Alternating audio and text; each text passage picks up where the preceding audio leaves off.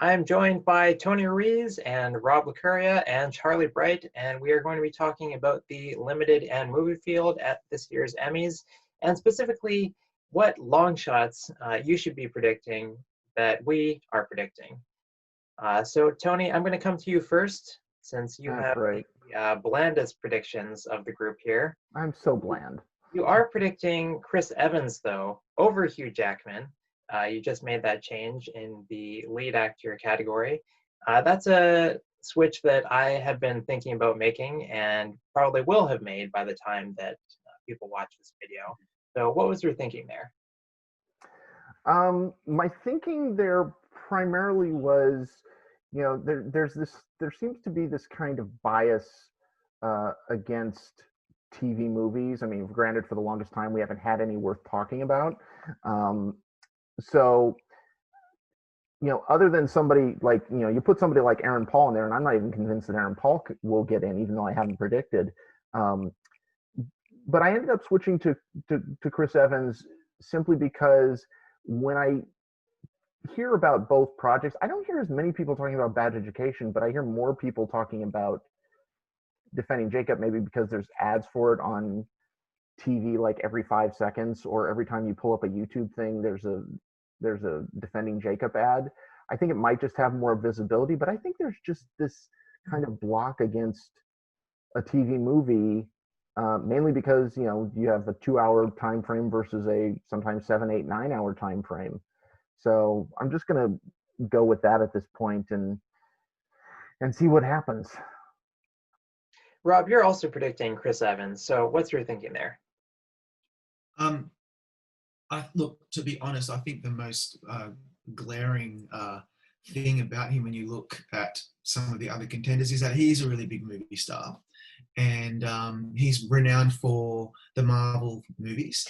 He's like a matinee idol. He's got a very, very pretty face. He's also very well liked, but he's playing something a little different, something serious. And I know that with all of that going for him, he also has this machine behind him of Apple TV Plus, and they are really savvy. And I think they will be doing their damnedest to get some of their more high-profile nominees in the race, and I think this is one of them. So on that basis, even though there's only 5 contenders here, which is slightly annoying to me, I think that we should have 10 in the limited series categories because there's so much great material.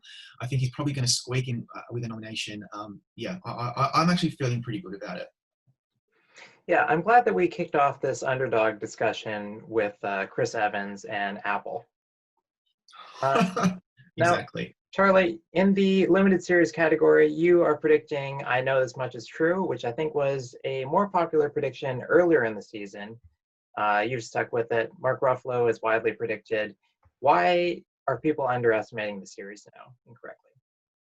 I honestly, I just kind of have it in there, but it does feel like the buzz has died down. So I'm not above taking it out and putting in something like, Little Fires Everywhere or Normal People, which seem to have, or even Defending Jacob, which seems to have better traction right now. It feels like I Know This Much Is True just kind of, it feels like there might just be enough residual love to get it into the series race. But I think you were the one who was a couple weeks ago who was saying that you thought Its Any Chances very much reminded you of The Tale from a couple of years ago, and with each passing week, that prediction to me seems more and more prescient.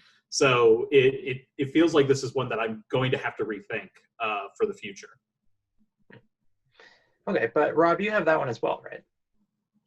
Yeah, I do. And look, admittedly, it's probably 20% of that is just my bias for it. I just found it really quite moving and very well made. But I also believe that Derek Cianfrance is really respected amongst his cohort, and it's a very difficult novel to have adapted. It's a huge novel by Wally Lamb. Also, HBO has been pushing this narrative about him and how he had to edit and finalize production whilst in quarantine during the pandemic. That's a really interesting narrative. He's an auteur, so he writes, directs. It's all all about his vision. And with a performance like Mark Ruffalo's, I think it's going to push this into the top 5. However, I do see an argument for, I know this much is true, being simply an actor's vehicle for Mark Ruffalo particularly, and possibly Rosie O'Donnell, and then it missing out everywhere else, because that top 5 is so ridiculously competitive. It literally, to me, is the most competitive category of the Emmys, because there's 20 limited series that I think could be in that, in the running for that particular category. So it's difficult, but I think it's going to make it through. Oh, 20, that's very generous. Yeah, it's quite rare that we have somebody like Mark Ruffalo who is the front runner and then his series doesn't get in. Usually, at least the series is able to go along for the ride. That's not what we saw happen at TCA. At TCA, they actually nominated The Plot Against America in that limited series category. And Rob, you're also predicting that one because you just have HBO all the time in this limited series category this year. Well, yeah, I have 3 HBO series in the category. I think The Plot Against America, I have it in 5th place at the moment. It's a real toss-up for me, and I put that in recently after watching it and then kind of thinking about it, researching it a bit more, interviewing Zoe Kazan, so I was kind of a bit more invested in it. And I just think there's enough in there to give it a chance as a long shot. I do believe it is a long shot, but like they, the David Simon and Ed Burns, they're not really generally huge Emmy magnets, even though they kind of should be, and a lot of people respect them immensely. The Academy doesn't seem to. So I can see a world in which it doesn't make it through, but I think it was so well done, and the reviews for it was so great that it could squeak in there as if you want to go for a long shot.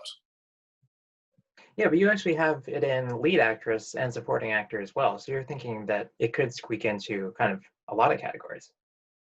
Yeah, and in fact, I was going to even have it in lead actor, but that was just too difficult for me. But yeah, I know. I have tried to mix up my predictions a little. I just never ever go for the consensus picks, because it just invariably happens every Emmy morning that we all scratch our heads in quite a few categories and wonder how the hell did certain people make it through. And I think someone like Zoe Kazan could be a really good one. She's been nominated before for Olive Kitteridge, and I think her performance in The Plot Against America really wowed me, and I believe a lot of actors will feel the same way. All right, let's check in with Tony. Tony, are you rethinking anything? No, I rethought things more after TCA. Specifically, I think I had this. I know this much is true in limited series, and then I took it out after TCA because when you think about it, I mean, again, I do agree with Rob that it's ridiculous that there's only 5 limited series slots. So I tried to go with something that has the combination of, at least some sort of critical mass and some sort of being talked about in the ether. And I think Little Fires Everywhere certainly as it built, and there was how many memes of Reese Witherspoon screaming in from the final episode. So I just think maybe it's a little bit more on the top of voters' minds. Okay, I want to jump over to the movie category. And Charlotte, you're predicting Heartstrings. They submitted their finale as a movie. The Academy allowed that for Black Mirror earlier this year. Black Mirror and Heartstrings, both of them did not have episodes that were 75 minutes, so they wouldn't normally qualify as TV movies. Then the other networks got upset about Black Mirror. The Academy kicked it out, but Heartstrings is still in here, and ironically might get nominated over some of the actual movies from other networks. So Charlie, why are we underestimating Heartstrings? I remember Dolly Parton got in this category a couple of years ago. I think, what was it, like 3 years ago she got in for a TV movie that she was associated with. So, I think, if they're campaigning for, and the voters like her enough, and this category is always just such a crapshoot because the level of what TV movies are has been basically eroded by limited series and miniseries that we have these days. So I think that I think it's just it's something different to put in there, but I do think it's possible because just on name alone, Yeah, Rob, would you say that there are 20 worthy contenders in the TV movie category? No, I certainly wouldn't say 20. In fact, I wouldn't even say 5. I think that this category is appallingly weak compared to the limited category, and I think there should be a rule where we can take slots away from TV movie and give it over to limited. Literally, for me, TV movie, there should be probably 2 nominees. And that's really being generous because one of those nominees didn't work for me, even though everyone else loved it. I just think I looked down the list. There's 18 contenders in our predictions center, and most of them are, I think, pretty bad.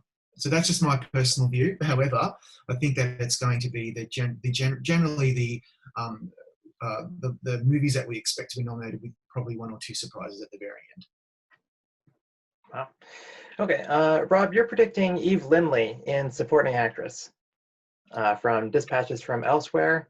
So please explain that prediction. Well, that again, it's probably my no guts, no glory of the entire Emmys season. I read a lot of reviews about this show. It's Jason Segel's kind of passion project on AMC. AMC have pushed very hard to get this series out there. And if anyone's seen it, they will know that she is absolutely the star of the show. She's a transgender woman, which I think is an interesting narrative for her, because we might see maybe 1 or 2 other transgender actors within the acting categories overall. But I think that, this one's a really, I'm probably not going to be very happy once the nominations are announced and realise that I've missed a nomination in this category, because I do acknowledge that it is a long shot. But I really implore people just to give it a watch and see what I mean by her performance, because she's a revelation. I had never heard of her. And she's someone that I think we're going to see more and more of. And so I just thought, well, if I'm going to go no guts, no glory, that will be it. Yeah, and AMC doesn't really have a lot of heavy contenders in this category this year, but they do have both Dispatches from Elsewhere and Quiz. So you might think that they'd be able to get something somewhere. Yeah. Okay, over in supporting actor, I think we've all kind of wrestled with how many slots to give Hollywood, because it's a little iffy on whether it'll be a big series player, and sometimes we get shows like Catch-22 or The Looming Tower where it seems like, oh, they've got so many supporting actor contenders, will they take the entire category? And what ends up happening is they get maybe 1 or 0 nominations. The popular picks are Jim Parsons and Joe Mantello. Darren Criss also was, he went on an awards run unlike anybody else really a couple of years ago for Assassination of Gianni Versace, so he could get back in. Charlie, you're predicting Dylan McDermott, and why are you predicting him? I always just thought it was a different. It was something that we hadn't seen him do before. He's someone who, since the practice, it feels like whenever you see him in something, it's always like, oh, good. I'm glad that he's still working, and I'm sure he's been working consistently for all these years. But it was a cheeky role. It was something that it didn't feel like it took you out of it, and you were drawn to him. And I think that he's just one of those types of actors, especially because he is rooted in television, that I think they're going to very much respond to that and could very well bring him along for the ride. Tony, I think I would have expected you to have Dylan McDermott or Darren Criss, since you do have Patti LuPone, you're a big fan of the show. What do you think is going to happen with that show in supporting actor? I think pretty much, Parsons is kind of the, it's the biggest performance. So I've always had Parsons in. Joe Mantello is one of those that I think we saw it. There's a big parallel, I think, with The Normal Heart. You had all those actors from The Normal Heart get in, and I don't think a lot of people were expecting Joe Mantello because, you know, of all the people that you thought of, he certainly wasn't the biggest name, but he has this really strange habit of getting like just this really heartbreaking, juicy role and running with it. And he certainly is probably one of the most sympathetic people in that show. And so I have him in there. I love Charlie's Dylan McDermott pick, and because I think he was kind of the surprise for me in that show. But for me, I feel like, you know, you've got Jim Parsons, you know, just because it is the biggest performance. And so I think after that, it's just kind of about filling the category. I think Parsons is going to win this. And I just am thinking of who else is. Now it's just about putting names in as who's going to lose to him. Yeah, that category is so tough. A few weeks ago, I had nobody from Watchmen predicted. Now I've got 4 actors in supporting actor from Watchmen. I've got Tim Blake Nelson, you know, obviously. Then I have Yahya Abdul-Mateen II. He's been campaigning a lot. He's at the top of the ballot. He's got a very important role. And then he's number 2 on the alphabetical ballot. And then right under him is actually Joe Van Adepo. And it says, you know, as Hooded Justice. So I feel like if you're a big enough fan of Watchmen that you're checking off Yahya, why wouldn't you check off Hooded Justice as well? And then I also have Louis Gossett Jr. He, you know, is a legend, and he's playing like a 100-year-old man. So, yeah, Rob, what do you think about Watchmen and supporting actor? Yeah, I've been tossing that up as well in my head. I have Tim Blake Nelson in number 2, but I was thinking about at least Louis Gossett Jr., maybe Joe Van Adepo, and Yahya. I don't know, like he's pretty good too, but I just think because he's not such a big name that he'll struggle a little compared to his co-star, particularly Gossett Jr. But then I just really didn't. I ran out of places because I'm pretty confident that Joe Mantello's in, and I think John Turturro is as well. Although, if it was up to me, I'd swap out John Turturro for Anthony Boyle. I didn't buy John Turturro's accent in that particular role. However, I think the Emmy voters will. John Slattery is also really good in Mrs. America, which is ironic because I don't have many other Mrs. America women nominated in the other category, which is crazy because they could fill out the whole category just with that show alone. So yeah, it's tough because I've run out of slots, and I think Jesse Plemons is my long shot prediction there. Although I'm thinking about taking him out and probably replacing him with Darren Criss because I don't have him nominated at the moment.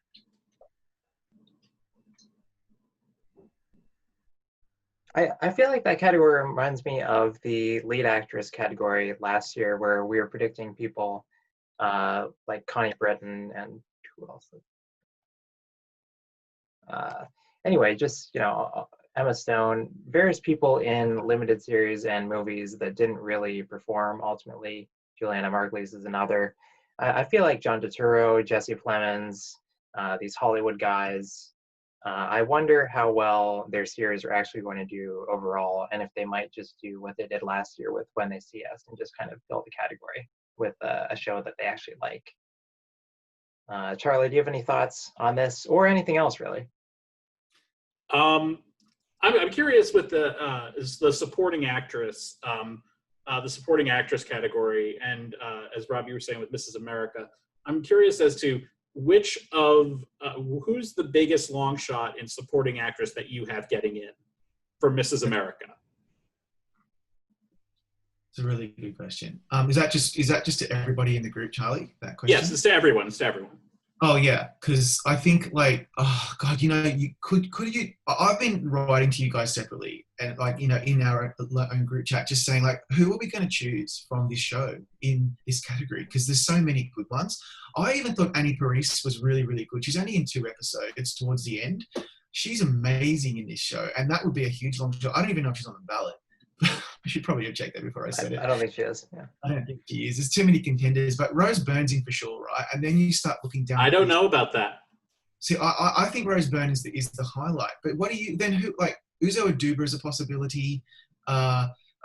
Tracy Ullman, Sarah Paulson. I don't have any of these people nominated at the moment, which is giving me a lot of grief because I've run out of slots. It's a very tough category. Now, who do you have, Charlie? You don't have Sarah Paulson. At the moment, no.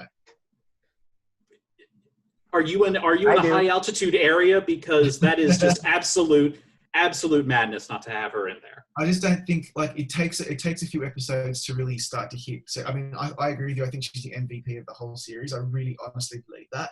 But I just think, and I know Emmy voters love her, but this category is ridiculously stacked. You've got Alison Janney, you've got Patti LuPone, Jean Smart, Toni Collette alone. Then I think Rose Byrne probably takes a slot because she's playing Gloria Steinem, so she's really recognisable. I've got Eve Lindley as my No Guts, No Glory. I've run out of slots. So tell us, who do you have from the show? I have 4 from the show. I have Paulson, Margot Martindale, Uzo Aduba, and probably according to our odds, the biggest long shot that I have in there for Mrs. America is Tracy Ullman. And I think Tracy Ullman is actually in a very good position to get nominated because her highlight episodes come in early in the show. That's right. And it's one of those unexpected ones, because I think a lot of people are so familiar with Tracy Ullman as a comedic actress and may not think of her as just an actress who is capable of doing so much, which she does wonderfully as Betty Friedan, another iconic person in this series. But the other person who I wouldn't count out is, and I know she's way at the bottom of our prediction center, but I wouldn't count out Elizabeth Banks either. Yeah. They're all really good. Like Tracy Ullman is like a chameleon in that show. It's incredible. But I was so impressed. I saw your predictions actually. I remember now. Who was the 4th one that you said? Oh, Margot Martindale. Like she's incredible in this. Mm-hmm. So how do we?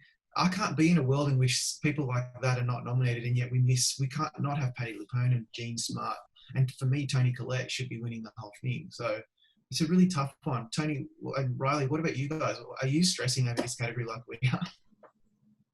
Yeah, it's a tough one. I mean, I've been thinking more about how maybe Mrs. America is actually not this force. I feel like the buzz has kind of softened on it. And before I was thinking, maybe they actually could be the show that got 5 out of 6 slots. Now I'm kind of thinking, maybe they'll just get 3. Maybe it'll just be Uzo Aduba, Rose Byrne, Sarah Paulson. Right. But I do have Tracy Ullman in. I don't have Tracy Ullman. I have Rose Byrne, Margot Martindale, and Sarah Paulson. Yeah, they seem like the most likely. But ironically, just in terms of the show itself, I think probably I agree with Charlie. I think the weakest, the one who's probably the most vulnerable, ironically, is the one that has the highest odds, and that's Rose Byrne. Yeah. Because there are just so many showcase episodes that if the right number of voters see the right episodes, I don't think Rose Byrne necessarily has the same showcase as everybody else does. I feel like there are people that love Rose Byrne, but they're also, I feel like her performance was a bit more divisive. Like she might win on a plurality vote, but in terms of nomination where it's just who's going to check her off, yes or no, I feel like she does not play as well under that system. Yeah. I was just going to also say with this category, because we could talk about this alone for an hour. I just think people need to be quite conscious that there will be some big names who will miss out. And I almost think that even someone like Jean Smart, which sounds ridiculous, I know, but because of the competition amongst Mrs. America people, someone like Jean Smart or Toni Collette could actually miss this because there are going to be so many top contenders and the votes are going to be split out amongst a whole bunch of them. I don't care about vote splitting amongst Mrs. America because I feel like each of those actors have their own showcase episode, maybe apart from Rose Byrne. And so I was thinking about this the other day, that we're going to see some top contenders miss out and we're all going to be screaming about it on nominations morning. And this is where I think we might see that happen. Yeah, I think I probably haven't had Toni Collette in like months. Which would be a travesty because she's so brilliant, I think, unbelievable. But Unbelievable just seems to have fallen off a cliff in terms of buzz. It dropped on Netflix such a long time ago that yeah, I just think people. The thing that I think helps it though is the fact that it did come roaring back at TCA, which gave it more visibility. That helps, yeah. And again, I think because they don't, I think because TCA, I think if TCA had like an individual achievement in limited series or movie, I think Toni Collette probably would have been nominated. Yeah. But since they combine the drama with that's such a weird thing too, because it almost seems like, oh, what, a limited series can't be a comedy? What? Wait, didn't they have someone from a limited series in the comedy category? Can't remember. I don't remember now. Maybe. When? This year? Yeah, this year. I thought I saw that somewhere. But yeah, we should look that up. But I don't remember. I'm I just, Yeah. All right. Well, I guess that's all the time that we have for today.